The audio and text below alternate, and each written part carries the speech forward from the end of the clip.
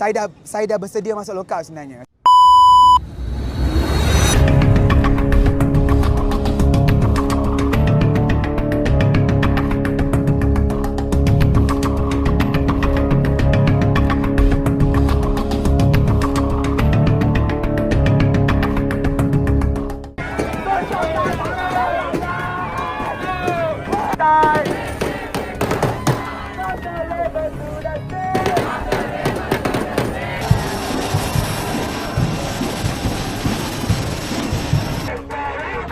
Yang menentang dari anjing suruhan abadi. Tapi It's not terroristic. Now it's time to do our part. Terror and genocidal front. 10,000 anggota polis diturunkan hari ini untuk melindungi penjenayah perang Trump.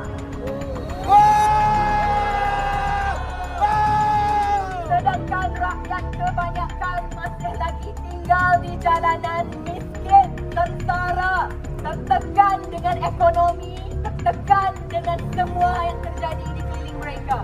Mari kita semua bersama, lawan bersama, menang bersama.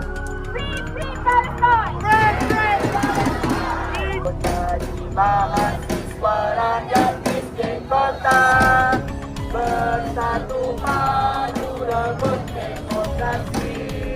Makhluk raya dan dibenang, nyatakan api berjuang, menjulang kebenaran, hancurkan. dan saya sebagai rakyat Malaysia mengecam sangat-sangat tindakan Perdana Menteri kita menjemput dan mengundang secara mesra Presiden Jahanam celaka datang ke negara kita. Dan pada hari ini saya sangat bangga kerana ramai juga rakyat yang turun walaupun dikekang dan dihalang dan diintimidasi dan ditakut-takutkan oleh pihak polis. Saya sangat-sangat bangga kerana berani menonjolkan diri, menunjukkan solidariti. Menjemput Donald Trump datang, maka memanglah polis akan menjaga dan menjaga muka, maruah dan sebagainya, menjaga Amerika Syarikat lah. Jadi saya tak terkejut, cuma saya terkejut yang saya tak ditangkap hari ini. Saya dah bersedia masuk lokal sebenarnya. Saya dah buat segala persediaan, tapi alhamdulillah Allah selamatkan saya. Dan saya rasa itu juga disebabkan keberanian rakyat semua turun.